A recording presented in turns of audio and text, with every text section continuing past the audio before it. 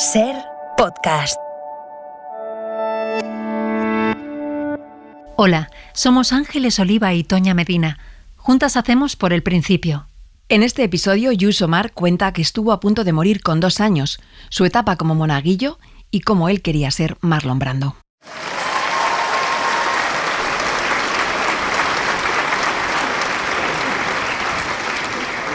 Yo con 14 ya soñaba en ser actor, pero de la misma forma que soñaba con ser actor, estaba convencido de que nunca lo sería. Era un sueño, pero sabía que esto era un sueño, entonces yo iba a seguir cuando llegó el momento. Lo que pasa que era tan cabezota, entonces pues yo le decía a mi madre, quiero ir al Instituto del Teatro, como si a la RESAT, me decía, puja aquí, dale y vaya, como diciendo, sí, ¿qué te crees tú que vas a ir a estudiar para ser actor? Lluís Omar es actor de teatro, cine y televisión, director y gestor teatral. Fue uno de los fundadores del Teatre Lliure con solo 19 años, que después dirigió. Ha sido director también de la Compañía Nacional de Teatro Clásico. Como actor ha recibido el Premio Max de las Artes Escénicas y un Goya por su interpretación en la película Eva. En cine ha trabajado con directores como Mario Camus, Vicente Aranda, Pilar Miró o Pedro Almodóvar. Lluís Omar creció en una familia de 8 hermanos. Fue monaguillo y boy scout y pasaba mucho miedo de noche. Se subió a un escenario por primera vez con 6 años en la parroquia de su barrio. Es una historia que merece ser contada empezando por el principio. Por el principio. Por el principio. Por el principio.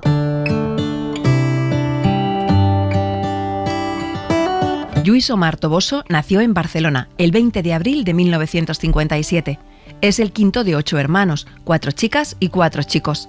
Tenían 40 primos y primas hermanas en Horta. Eran los Omar y los Toboso. Lluís vivió una infancia llena de conexiones familiares en el barrio. Bueno, yo tengo el recuerdo de que era divertido. O sea, quiero decir, cuando estábamos ahí, ¿no?, en las comidas, y bueno, claro, y los 4 chicos en la habitación, claro, porque teníamos, las chicas tenían su habitación, los chicos teníamos la nuestra, en la calle Salses 36, en el barrio de Horta, de Barcelona. Y bueno, yo sí tengo esa sensación de divertido, también de pelearnos, en fin.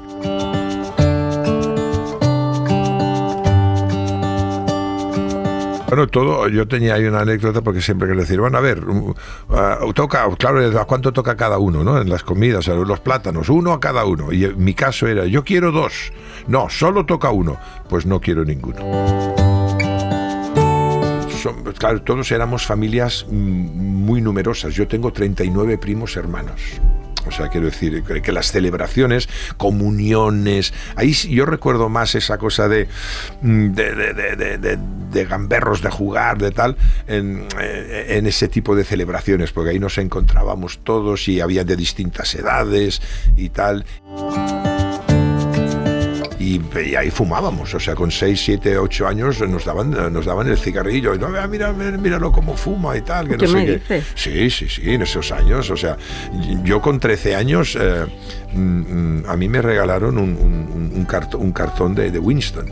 O sea, quiero decir, yo iba, me acuerdo una vez mi padre, no quiero que vayas con el paquete de tabaco en el bolsillo. Si quieres fumar, me lo pides a mí. Y yo tenía 13 o 14 años. Y en las comuniones, yo la primera vez de fumarme un cigarro era con 6, 7 años, es decir, venga, dame un cigarro y estar fumando. Claro, imagínate.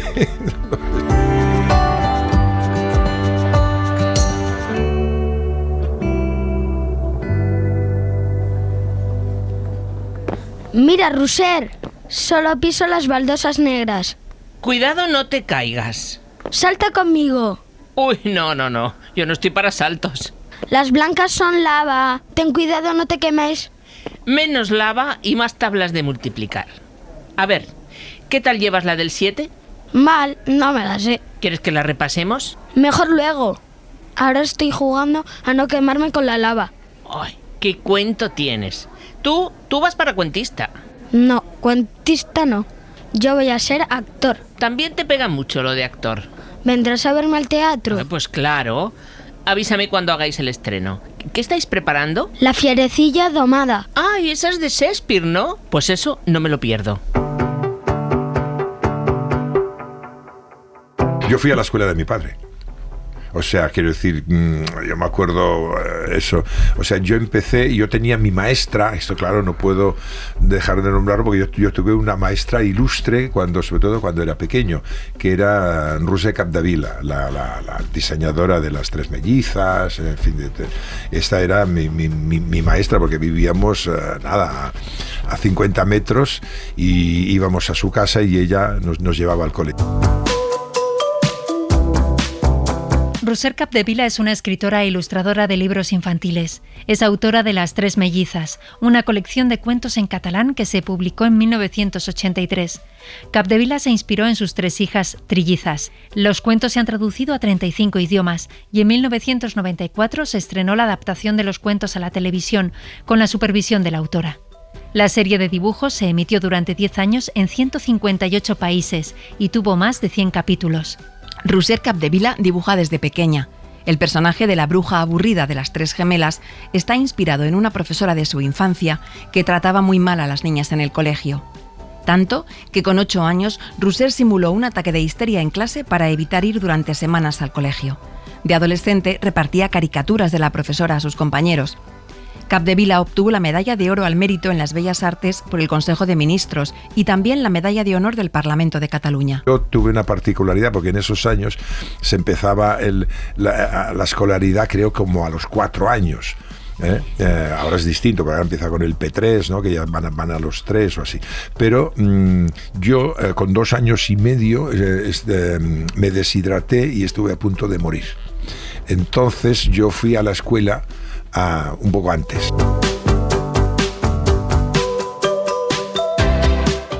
El detalle del por qué no lo sé, quiero decir, pero era un hecho. O sea, que yo perdí el andar y entonces pues mi hermana mayor decía, ay, el Lluís es morirá.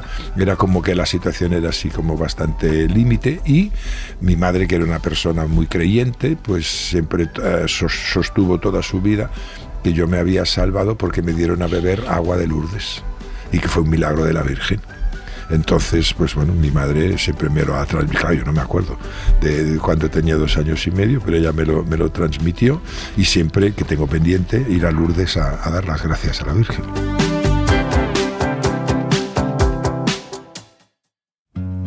Lluís Omar estudió educación primaria en la escuela de su familia llamada Escuela Somar, que estaba en Horta, el barrio barcelonés donde vivía la familia. Mi padre era maestro, tenía una escuela. Mi padre empezó haciendo clases particulares, que es lo que más le gustaba en el mundo, dar clases, y acabó teniendo una escuela de casi 500 alumnos. O sea, me acuerdo cuando fuimos a celebrar a un restaurante allí en la Barceloneta, Can Costa, pues que la escuela había llegado a tener 500 alumnos, ¿no? Entonces, pues bueno, todos mis hermanos, todos se han dedicado a la enseñanza, excepto el cura, que está en Cuba, que también es maestro, y yo. Era una persona, a veces llegabas a casa pero claro, él no era mi profesor directo de matemáticas, pues decía, ¿no tienes los deberes? A veces te hacía los deberes, porque eso a él le divertía. Entonces, los problemas y tal, o sea, era curioso, porque ninguno de nosotros ha salido del lado de ciencias, sino todos hemos ido más por la parte de letras, pero él era más de números, y entonces él era esta cosa, a ver, 24 por 38 y pom. O sea, le encantaban los números y los problemas matemáticos.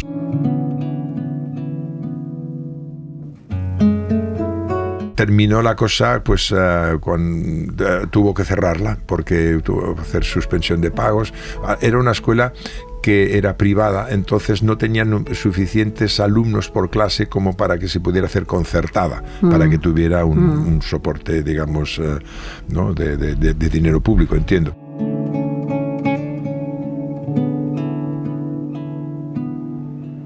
¿Quieres un poco de tarta? Aún queda. Sí, ponme un poquito. Así no, un trozo más pequeño.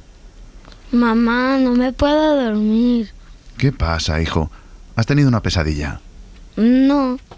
Igual son las emociones del día. ¿Te lo has pasado bien en tu cumpleaños? Sí. Esta vez hemos conseguido que tus hermanos no abrieran tus regalos. Sí, pero me dicen todo el rato que soy el mimado y que tengo los mejores regalos. Es que es verdad, es un mimado. Pero bueno, ¿y tú qué haces despierta también? Os he oído hablar y me he despertado. Mamá, dile que no soy un mimado. Anda que no. Eres el único al que le han regalado un Scalestric. Oye, vale de discutir, chicos. No son horas y tendríais que estar en la cama. Papá, ¿me puedes leer otra vez el poema que me has hecho? Sí, claro. ¿Te ha gustado? La verdad, papá, es que no me he enterado mucho. ¿Quieres que te lo vuelva a leer? Vale. ¿Puedo tomar tata también? ¿Y yo? Ni hablar. Escucháis el poema y a la cama de vuelta. Te doy un poquito, pero muy poquito. Toma. Yo también quiero. Me copias en todo. Mañana os la pongo para desayunar y venga, lee el poema que si no nos dan las 1000. A ver, a poneros aquí a mi lado. Ahí va. Lluís, pequeño torbellino, con alma grande y buen camino, 9 años ya cumplidos y cuántos mundos ya vividos. Recuerdo tu cara al llegar a este mundo. Y hay una poco la figura del padre ausente, porque mi padre además, incluso estando, no estaba. O sea, quiero decir, era un hombre, digamos, para adentro, ¿eh? Era un poeta, era un hombre que o sea, mi padre, claro, es que es una generación que le escogió. Él hizo la guerra, o tuvo que ir a la guerra con 18 años. Entonces fue de los 18 a los 20. Y de los 20 a los 23 estuvo en Elizondo haciendo el servicio militar. O sea, fueron 5 años, desde los 18 a los 23. Entonces, él estableció una relación muy importante con todos estos que hicieron la mili allí en Navarra, en Elizondo, y cada año hacían el encuentro de los de la mili, que se decía. Y él hacía siempre, cada año, la poesía para esa comida. Mi padre en nuestros cumpleaños, en nuestras celebraciones más importantes, él escribía pues una poesía para cada uno de nosotros. Era un poeta, era una persona, yo creo, con una gran sensibilidad. Yo me fui encontrando con mi padre a lo largo de los años, porque cuando yo tenía 13, 14, cuando buscas la figura de tu padre, de que tu padre sea el referente, pues mi padre era un hombre que no se escondía de decir que era cobarde, que tenía mucho miedo, que en la guerra no tiró un solo tiro, cuando le hirieron, porque seguía teniendo, y siempre le encantaba contarlo, su bala todavía introducida en la pierna, porque los médicos habían decidido que era mejor no extraerla, que hubiera sido peor, y él contaba eso como le hirieron, y que entonces como se removía la herida para que no se curara y así no se lo tuvieran que llevar. Y entonces yo, en cierta forma, no me sentía orgulloso de mi padre, ¿no? Con los años yo me he ido reconociendo en él y viendo pues que no, eso que él aceptaba de él, pues yo he tenido que hacerlo a lo largo de los años, y yo pues tengo un recuerdo maravilloso de mi padre. Pero mi padre, podríamos decir que era un hombre para adentro, era un hombre, a veces yo cruzar por él por la calle y yo decía, para, adeu, ni te veía.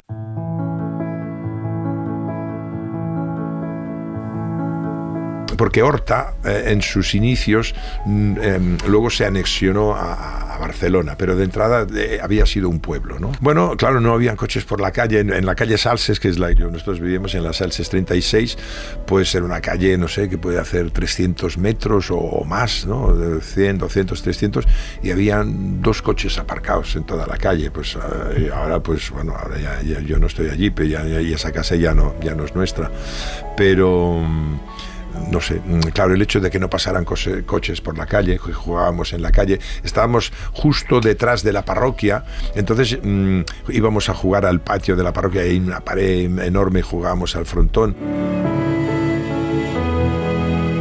En casa, claro, éramos 8 y había, en algún momento dado, no siempre, pero cuando éramos más pequeños, estaba la señora Amparo, que era como una mainadera, como no sé, como alguien que se ocupaba de nosotros o que ayudaba en la casa, y luego estaban también a veces una y a veces 2 criadas. Dicho así, parece como que estuviéramos viviendo, ¿no? Que fuéramos de clase alta, pero no, era una clase media.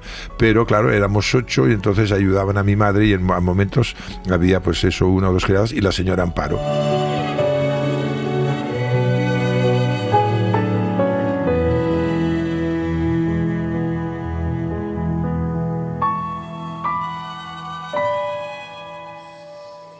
Por el principio, Lluís Omar, Cadena SER.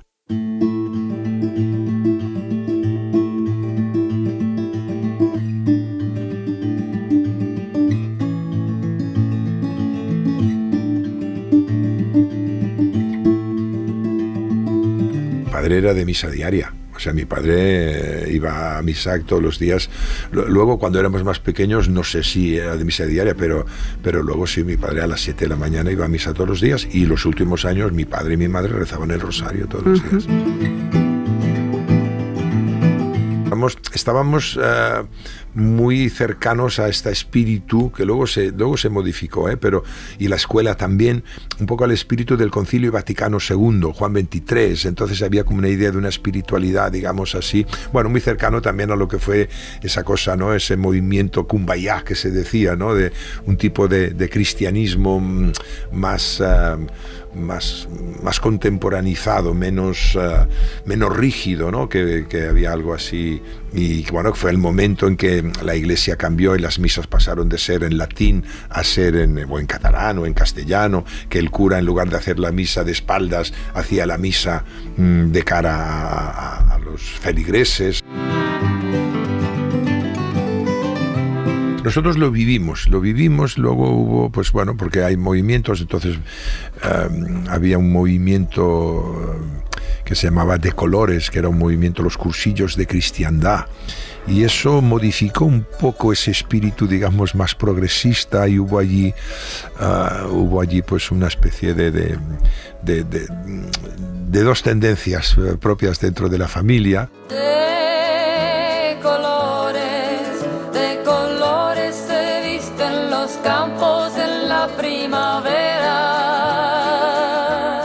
El movimiento religioso de Colores es un movimiento de cursillos de cristiandad que actúa dentro de la Iglesia Católica y tiene difusión mundial. Su himno más característico es la canción De Colores. Empezó en España en 1949, en concreto en Mallorca, y tenía como objetivo evangelizar y formar a cristianos para que influyeran en su entorno cotidiano. Se invitaba a personas bautizadas que viven un cristianismo no practicante a tener un encuentro con Cristo durante un curso intensivo de 3 días.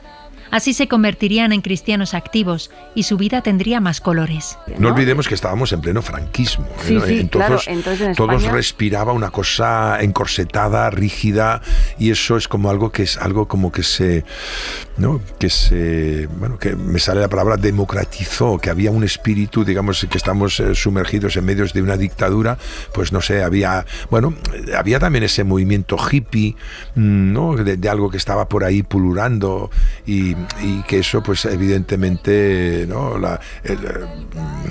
El mayo del 68 que pasó en París.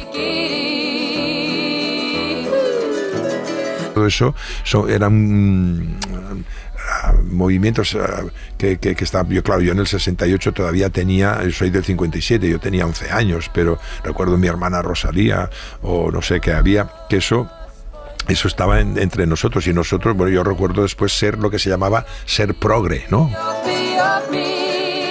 Y por eso los grandes amores de muchos colores me gustan a mí. Y por eso los grandes amores de muchos colores me gustan a mí.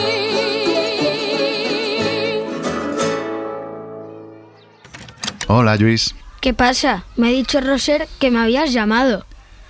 Va a ser el entierro del señor Julián, y el padre Domènec necesita un monaguillo para la misa. Pero papá, me voy a perder la clase. No pasa nada, luego te ayudo yo a recuperarla. Hola, ya estoy aquí. Ven, Lluís, que te acompaño a la iglesia. ¿Tú no vienes al funeral? Sí, pero id yendo, que tengo que acabar estos papeles. En cuanto pueda me acerco. No tardes.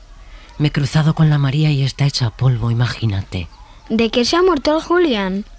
De un ataque al corazón. Ha sido así, de repente. Ay, de verdad, qué disgusto. Si no tenía más de 45 años. Hay cosas que no se pueden entender. Sí, cuando te toca, es así. La María está como ida. Habrá que estar pendiente de ella estos días. Anda, llévate al niño ya, que el padre Domènec se pondrá nervioso. Sí, vámonos. Después voy al colegio. Ya veremos. Luego nos vemos, hijo.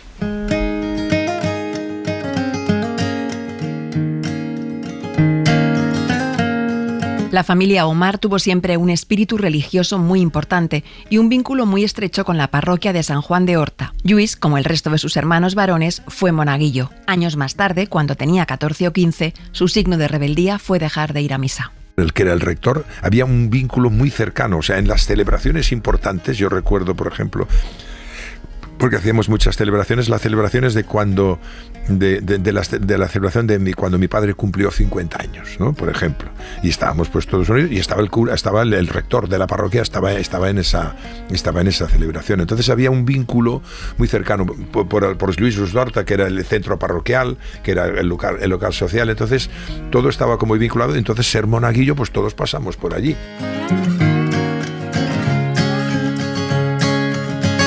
Solo los chicos, en Manel, en Joan, en Ferran, los 4 fuimos monaguillos. Incluso recuerdo un momento que ganamos porque hubo como una especie de concurso que organizó Museo Verdura de a ver quién se aprendía primero la misa en catalán, porque veníamos a hacer la misa en latín y fuimos nosotros. Entonces nos llevó luego como premio un día de excursión a la montaña.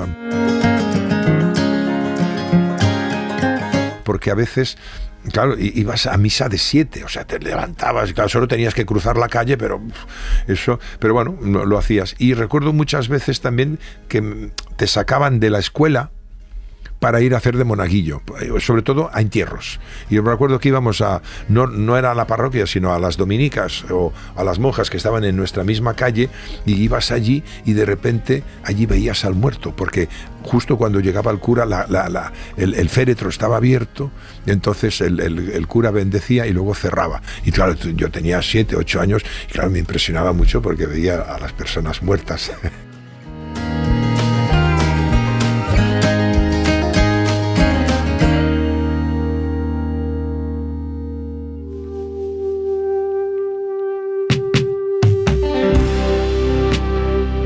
La madre de Lluís Omar se llamaba Montserrat Toboso. ¿Cómo era mi madre? Y yo era, digamos, eso me lo decían mis hermanos, yo era como el favorito. Supongo que todo venía de mi condición de... A ver, me emociono. Por mi condición de cuando estuve a punto de morir, ¿no? O sea, ahí es como cuando una planta que se te muere la cuidas y de repente, ¿no? Pues yo supongo que tuve esa condición. Se supone que tuve también un trato de favor por parte de mis padres, o sea, se supone que yo tenía mejores juguetes que los demás. Yo tuve el Scalestric, tuve tal, no sé qué.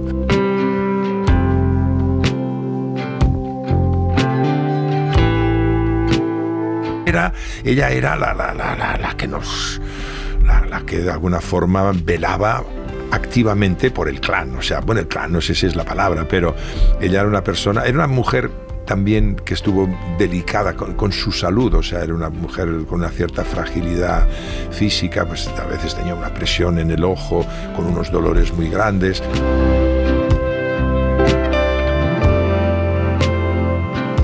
Cuando yo tuve esa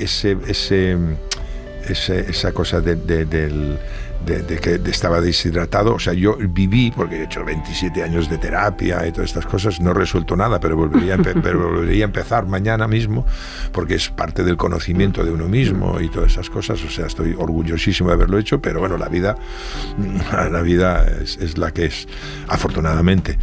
Pero mi madre, o sea, yo viví lo que se llama ¿no? Dentro de los traumas que hay 5, a mí me tocó vivir el del abandono con mi madre, pero de forma accidental, porque mi madre estaba enferma, lo que se llamaba entonces una ictericia, ¿no? Que es la hepatitis. Entonces ella tuvo que estar 6 meses en cama y sin contacto con nadie.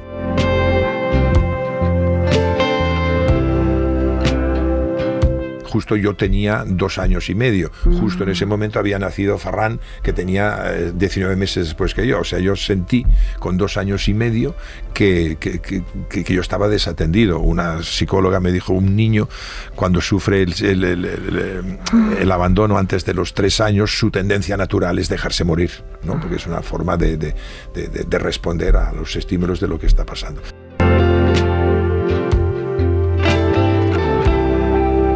entonces mi madre, yo siempre hablaba del arroz de mi madre, como nadie hacía el arroz de mi madre, el arroz de los domingos era ese, no sé, había con ella pues algo un vínculo muy fuerte.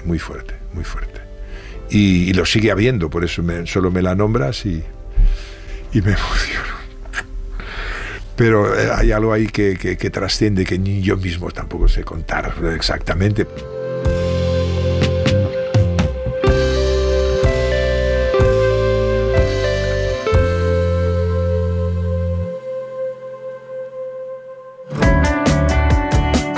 Lluís y sus hermanos y hermanas fueron Boy Scouts desde pequeños. Estaba justo también al lado de casa, claro, eso, ahí había mucha actividad, porque ¿qué hacíamos en eso? Nos encontrábamos todos los sábados por la tarde, solo teníamos que cruzar la calle, teníamos al CAU, que se decía, nuestro sitio de reunión. Esto estaba organizado en las sisenas, eran grupos de 6, y cada uno de estos grupos tenía su cabeza y su segundo. Yo llegué a ser sisené de sisenés, o sea, que la máxima autoridad dentro de la tropa. Porque claro, tenía algo un poco militar, no militar, pero ¿no? El sentido del movimiento Boy Scout.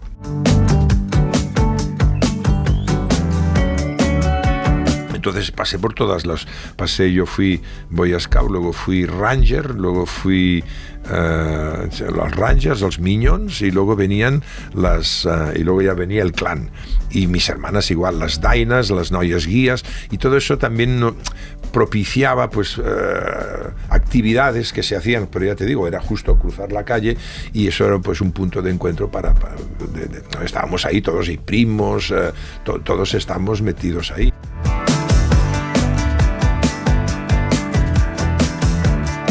Lo que nos encontrábamos los sábados, luego hacíamos las excursiones de un día, del domingo, que esto era salir por la mañana y volver por la noche, pues no sé, nos íbamos a 30, 40, 50 kilómetros, cogíamos la Renfe, que rogamos empujen nuestros ferrocarriles españoles, les decíamos en ese momento. Y luego estaban els acantonaments. El acantonament era sábado y domingo, eso ya, pasar la noche fuera, me acuerdo, ahí, claro, porque íbamos juntos, nos regalaban mi madre nos ponía los tubos estos de leche condensada a la lechera, claro que yo antes de salir ya me lo había comido todo, porque...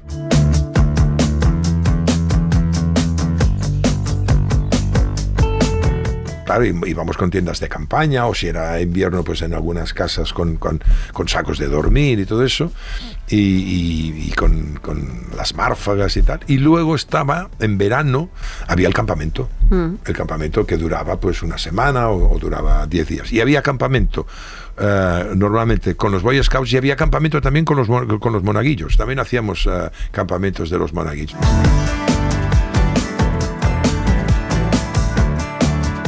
Mi padre les gustaba mucho la montaña. En el barrio de Horta, pues allí cerca, pues había, con una cierta facilidad, se podía acudir al bosque. Mi padre era un loco lo hizo hasta muy mayor, de ir a buscar bolets, ¿no? De ir a buscar setas. Esto era una cosa que a mi padre le apasionaba.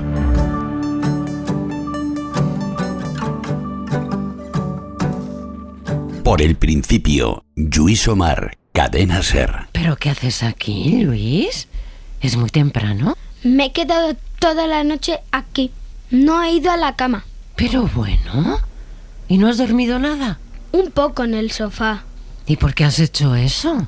Les dije a mis hermanos que iba a quedarme aquí la noche yo solo. Ya os oí, pero no pensé que lo fuerais a hacer. Pensaba que era una broma. No era broma y no he tenido nada de miedo.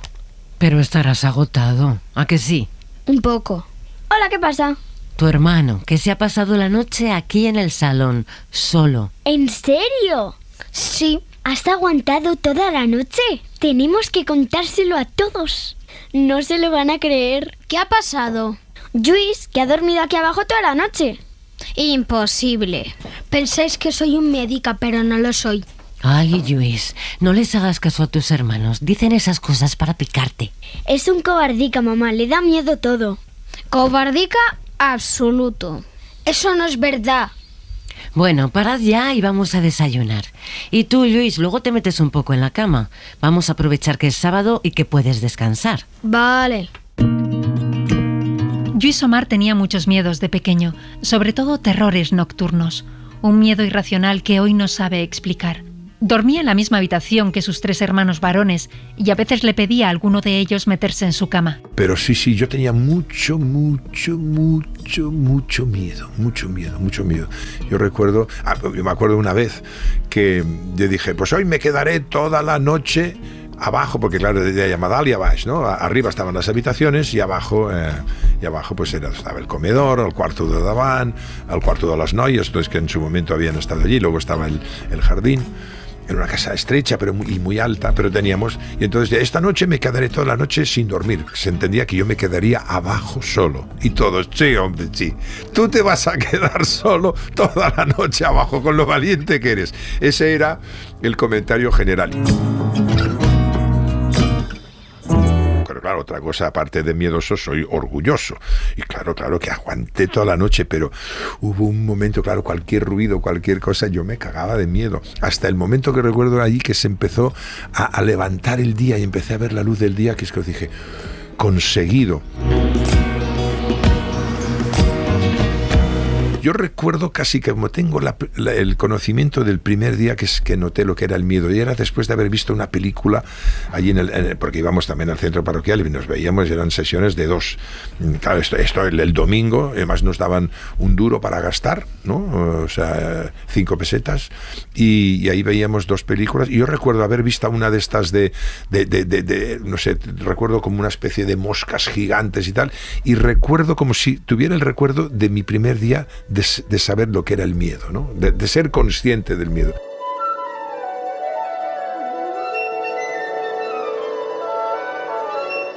Con 5 pesetas que les daban en casa, Lluís Omar y sus hermanos pagaban la entrada al cine en el centro parroquial Lluís Osdorta. La sesión doble de los domingos costaba 3 pesetas. Con las otras 2 tenían para el polo y las palomitas. Luego, Mossèn Verdura nos llevaba a veces al cine, y recuerdo que nos llevó al cine a Barcelona, porque nosotros decíamos, vivíamos en Horta, anem a Barcelona a comprar, cuando íbamos, claro, íbamos vestidos igual, los 4 hermanos, menos el mayor, que nosotros íbamos peinados así con el flequillo para adelante, y el único que vestía distinto era Manel, y los demás íbamos, claro, con los mismos pantalones, las mismas chaquetas, todo vestido igual. Y recuerdo, por ejemplo, una película que nos llevó a ver Mossèn Verdura, recuerdo 2. Una era Los cañones de Navarone, y otra que me viene es Bambi. Otra película que evidentemente era un acontecimiento dentro, claro, como me puedo olvidar de eso, y que teníamos todas las canciones y que las cantábamos todos. Do estrato de varón, re selvático animal, mi denota posesión, fa es lejos en inglés. Sonrisas y lágrimas. Además, toda la familia. Yo tenía una tía que la había visto 15 veces, o sea, Sonrisas y lágrimas era la película. Don estrato de varón, res selvático animal, mi denota posesión, fa es lejos en inglés, sol. Julie Andrews, la leyenda de Hollywood, se hizo famosa tras protagonizar Mary Poppins o Sonrisas y lágrimas. Con solo 7 años cantaba como soprano y alcanzaba hasta 5 octavas. Trabajó desde muy pequeña en espectáculos musicales y vivió una infancia muy dura. Sufrió abusos sexuales por parte de su padrastro y su madre era alcohólica. A mediados de los 90, cuando la actriz ya era una estrella de Hollywood, protagonizó durante 2 años en Broadway el musical Víctor o Victoria, basado en su película de 1982.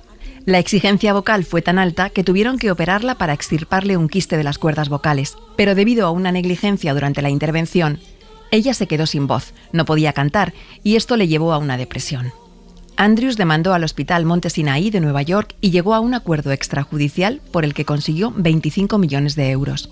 Al no poder cantar, la actriz tuvo que diversificar su carrera y empezó a escribir libros infantiles con más de 60 años, aunque nunca ha dejado de trabajar como actriz y sumar éxitos. En 2001 protagonizó una de sus películas más icónicas, Princesa por sorpresa, con una joven Anne Hathaway. Además, ha puesto voz a personajes como la reina de Shrek o la narradora de la serie Los Bridgerton. Pues Sonrisas y lágrimas, bueno, me acuerdo ese momento al final, cuando de repente consiguen escaparse, que están como ahí con los nazis y que se van y de va, que se escapen, que se puedan escapar. O ese momento de la institutriz, Julie Andrews, ¿no? Ahí cantando... 17 cumpliré, que es cuando con la hija mayor.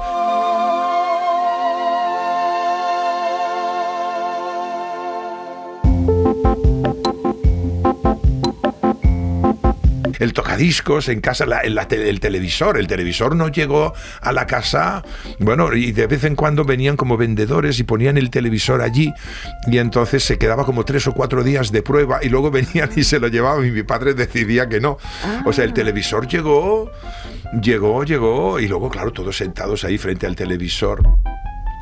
Y ahí a cada uno sigue en la cena y a cada uno se hacía su bocadillo, tal, y nos sentábamos todos a ver Ironside, sí, y lo primero que vi en televisión fue Viaje al fondo del mar con el almirante Nelson, y había un programa por las tardes que se llamaba Cesta y Puntos. Y estas son las primeras veces que nosotros acabábamos de tener, ya teníamos televisor en casa. Amigos y seguidores de Cesta y Puntos, muy buenas tardes. De nuevo con ustedes tendremos la satisfacción de presentarles en la tarde de hoy otro emocionante encuentro de nuestro torneo juvenil. Van ya jugados 5 de los 8 partidos que componen la fase de octavos de final y hoy serán ustedes testigos del sexto, que promete ser muy reñido e interesante. Van a jugarlo ante las cámaras 2 equipos muy distintos entre sí. Cesta y Puntos fue un concurso de televisión estrenado en 1966, presentado por Daniel Vindel, que se dirigía principalmente al alumnado de bachillerato. La mecánica consistía en enfrentar a 2 equipos de 2 colegios en pruebas en las que se combinaban rondas de preguntas culturales y pruebas deportivas basadas en las reglas del baloncesto. Los equipos que más puntos acumulaban en su programa se clasificaban para la final de cada temporada. Durante los 5 años que duró en antena, concursaron centenares de colegios de toda España. Los concursantes ganadores conseguían premios personales y para los centros donde estudiaban. Claro, era como sentados así como pupitres, como si fueran de los dos lados, y habían unas preguntas, y entonces si se adivinaba o si no, pues había una cesta y había una pelota que entraba en la cesta. Bueno, recuerdo que era como una cancha un poco de básquet, y había pues había como un equipo a un lado, el otro equipo al otro.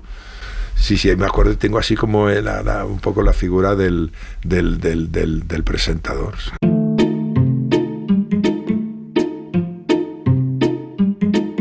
Bueno, y había una cosa que a mi padre no le gustaba nada que tuviéramos, que a nosotros nos encantaba, que era hazañas bélicas. ¿Qué era? Hazañas bélicas eran como tebeos de guerra, eran cómics de guerra. Y entonces estaba el Capitán Trueno, que era también otro, pero el de hazañas bélicas, cuando mi padre, imagínate, con la guerra y todo lo vivió, entonces no le gustaba nada, y a nosotros es el que nos gustaba. Yo recuerdo hazañas bélicas. El refugio donde Lluís y sus hermanos podían leer hazañas bélicas y otros tebeos era la peluquería del barrio. Me acuerdo una vez que mi padre me llegó, claro, era otra época, pero me llegó a pegar. Porque mi madre, te tienes que ir a cortar el pelo. Y me acuerdo un día que contestó: yo no pienso ir a cortarme el pelo. Pues claro que nosotros queríamos ir, ¿no? Los Beatles, o sea, no hemos hablado de los Beatles, o sea, yo soy de los Beatles, madre mía. Ese día me acuerdo que estábamos en el comedor, yo no pienso ir y tal, no sé qué, porque y me fui y vino mi padre y me zorró.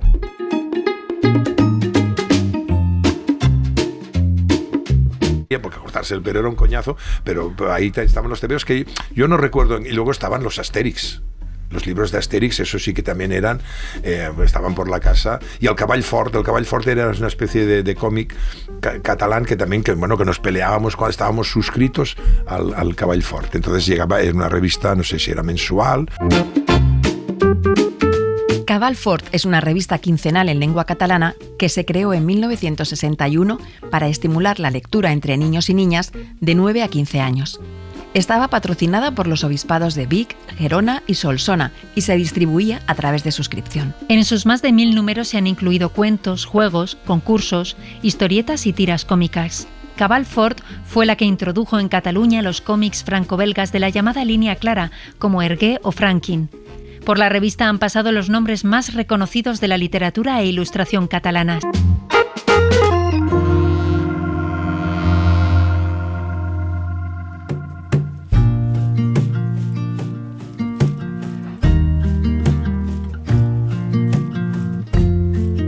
Los abuelos maternos de Lluís eran emigrantes, él de Vélez Málaga y ella de Castellón. Los dos murieron cuando Lluís era pequeño. Los abuelos paternos eran catalanes y estuvieron muy presentes en su infancia. Sí, el paterno, la yaya Rosalía y la Lluís. Entonces, yo recuerdo ya al final, porque cada domingo iban a comer a casa de uno de los hijos y entonces estuvo... bueno, yo recuerdo también estar con mi abuelo.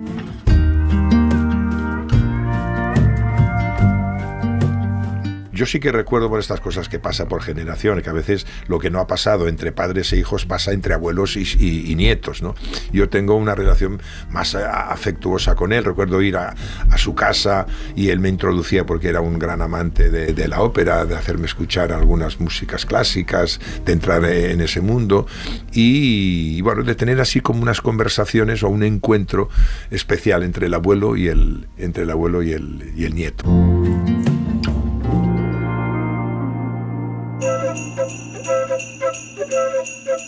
En la familia Omar Toboso, el Día de Reyes era una fiesta muy especial dentro de las Navidades.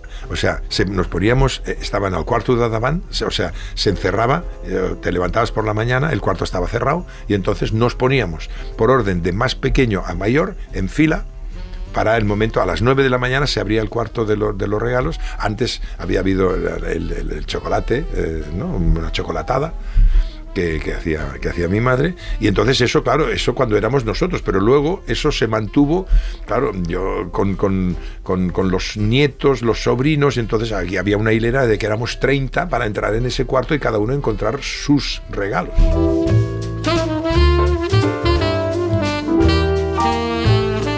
Íbamos a la misa del gallo, claro, íbamos monaguillos. Yo he vivido las misas del gallo como monaguillo, claro. Pero luego a veces se hacía un poco lo que llamamos resupó, porque claro, en Cataluña no es como, por ejemplo, en Madrid o la mayoría, ¿no?, del resto de España, que se celebra más el 24 que el 25. En Cataluña no, el 24 era ir a misa y luego el resupó era como, ¿no?, recenar, era como picar algo, un poco de frutos secos, pero no era importante en cuanto a celebración. La celebración estaba en la iglesia, pero la comida sí, claro, el día de Navidad, y luego en Cataluña, y creo, no sé si en Valencia también, el día de San Esteve.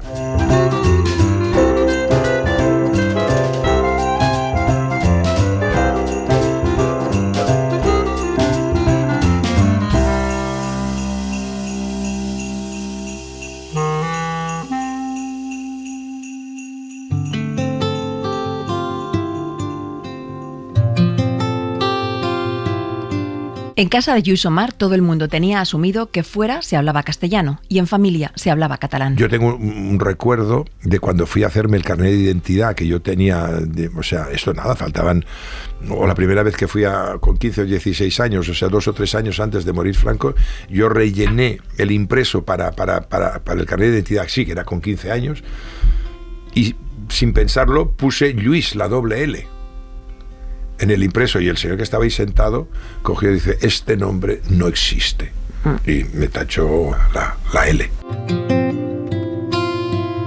Era algo como asumido que a casa parlábamos catalán, o sea, yo con mis primos y toda la gente, y en Horta, y cuando hacíamos els pastorets o hacíamos la passió, todo esto lo hacíamos en catalán, o cuando hacíamos teatro lo hacíamos en catalán.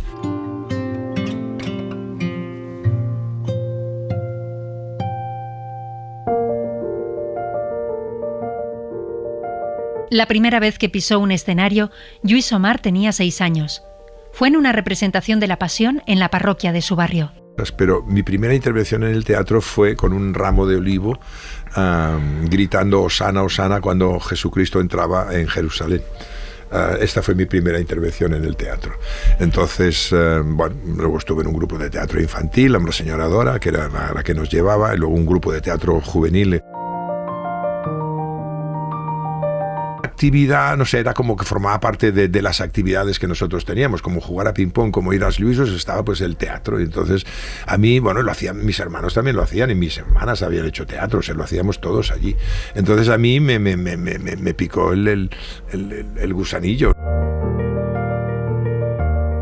Con 9 años hizo una versión para niños de La Fierecilla domada de Shakespeare y enseguida se enganchó, sobre todo por lo que le gustaba el proceso de ir ensayando las obras. Ya un poco más mayor, ensayaba junto a sus hermanos 3 veces por semana, lunes, miércoles y viernes a las 10 de la noche. Con 14 años, Lluís ya soñaba con ser actor. El teatro, eso lo estoy intentando resignificar, ¿no? Pero una forma de mostrarme, ¿no? Los que venimos en el teatro normalmente somos personas muy tímidas, personas muy para adentro, y que encuentras un espacio en que un yo tuyo muy escondido tiene el espacio para mostrarse. Yo creo que también mi parte traumática con la vida, quiero decir que muchas veces los que estamos arriba tenemos más problemas que los que están abajo cuando en un teatro, ¿sabes? Pasa que como estamos arriba nos parece que estamos por encima del bien y del mal. Y eso uno se da cuenta con el tiempo, que al final lo más importante es ocuparse de la vida para estar encima de un escenario de la mejor manera. Pero en ese momento, pues claro, eso a mí me abría un espacio, pues que también me hacía destacar. O sea, quiero decir, pues en el deporte, pues bueno, yo era uno más, en todo era, en los estudios, en todo era, jugando a ping-pong, todo. Pero de repente, coño, en el teatro había algo de placer que yo tenía, pero también que eso tenía unas consecuencias. Pero yo estaba haciendo teatro, estaba con 3, 4 compañías, y fui a parar a una compañía porque había hecho un personaje que marcó todo mi recorrido, que es el Manelic de la Terra Baixa, que hice con 17 años en Horta, y que fue un acontecimiento el 7 de julio del año 1974, que fue cuando mi abuelo me llamó a su casa y me felicitó, porque mi abuelo nunca se había sentado a verme en el teatro. Entonces ese personaje fue un acontecimiento, y eso me llevó a poder pasar a un grupo de teatro independiente que se llama Teatre de l'Escorpí, con la suerte que tuve que en el Teatre de l'Escorpí, los que estábamos allí nació lo que sería el teatro que ahora va a cumplir 50 años, que es el Teatre Lliure de Barcelona, que yo me incorporé con 19 años y era el pequeño. Por el principio, Lluís Omar, Cadena SER. Estás loco. Es posible que lo esté, pero no quiero saber nada de ti. No quiero saber dónde vives ni de dónde eres. No quiero saber absolutamente nada de nada. ¿Has comprendido? Me asustas. Nada.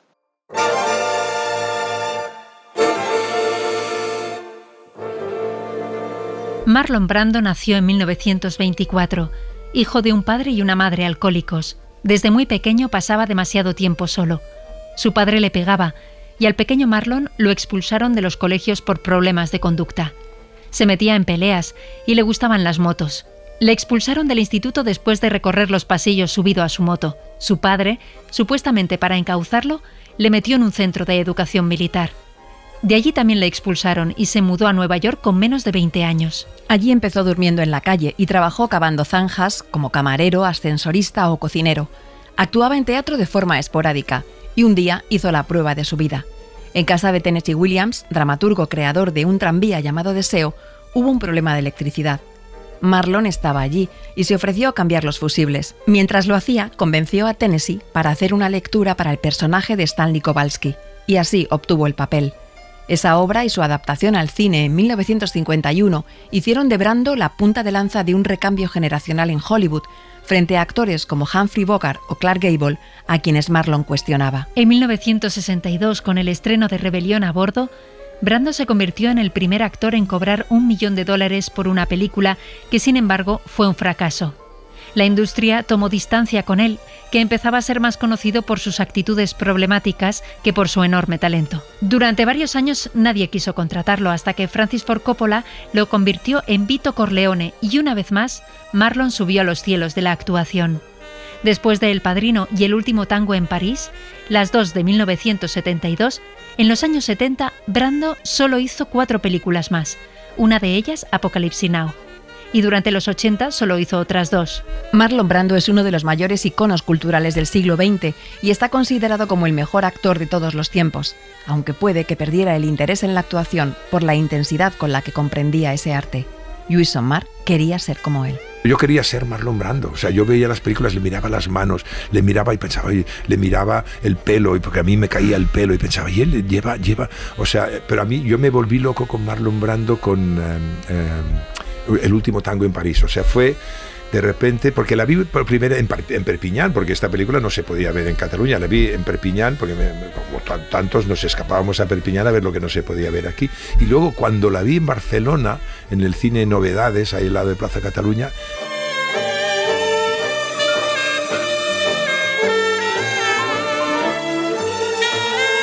yo siempre digo, Marlon Brando me gusta incluso cuando no me gusta, o sea, me gusta siempre, o sea, me produce una especie de ¿no? Lo idolatro, es algo que me pondría de rodillas, y mira que cuando lees su vida y todo, o sea, es una persona que, bueno, que tiene muchas sombras, pero había algo bueno, ya lo he contado otras veces, la animalidad, o sea, el encuentro entre el hombre y la bestia.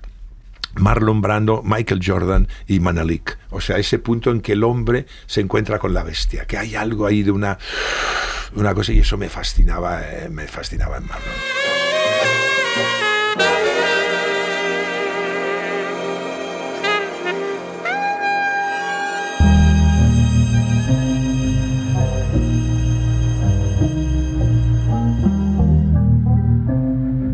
Bueno, queda... Sí, ¿cómo se responde a esta pregunta? ¿Qué queda? Bueno, la esencia es la misma.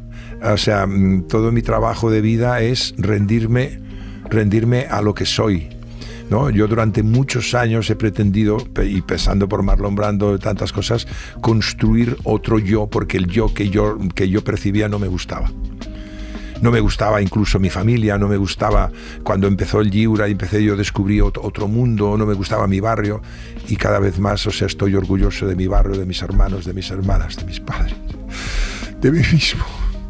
Y eso ha sido un currazo de estar con lo que eres, ese libro que decía, conviértete en lo que eres, pero ser lo que eres, y evidentemente tengo mis herramientas, tengo mi maestro Pablo Dors. Y es el viaje, no creo que haya nada más importante en la vida que el viaje hacia uno mismo, el peregrinaje al ser.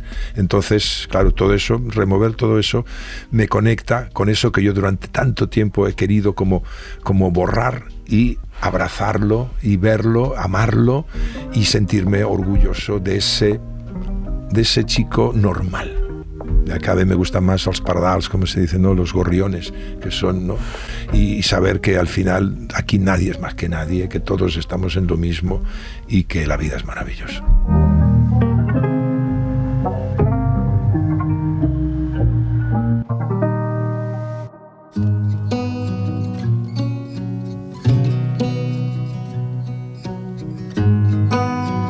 Por el principio, Lluís Omar. Dirección, realización, guión, montaje y locuciones, Ángeles Oliva y Toña Medina. Producción, Matilde Suárez y Marta Estevez. Técnicos de grabación, Alicia Fernández, Jorge Silva y Alberto Vallés. Interpretación, Alicia Merino, Javier Laorden y Chupi Llorente. Con la colaboración especial de Aleix Cloix, Jean Cloix y Petra de Miguel.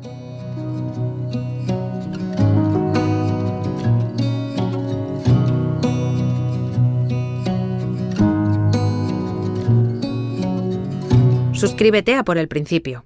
Todos los episodios y contenidos adicionales en la app de Cadena SER y en nuestros canales de Apple Podcast, Spotify, iVoox, Google Podcast y YouTube. Cadena SER. La radio.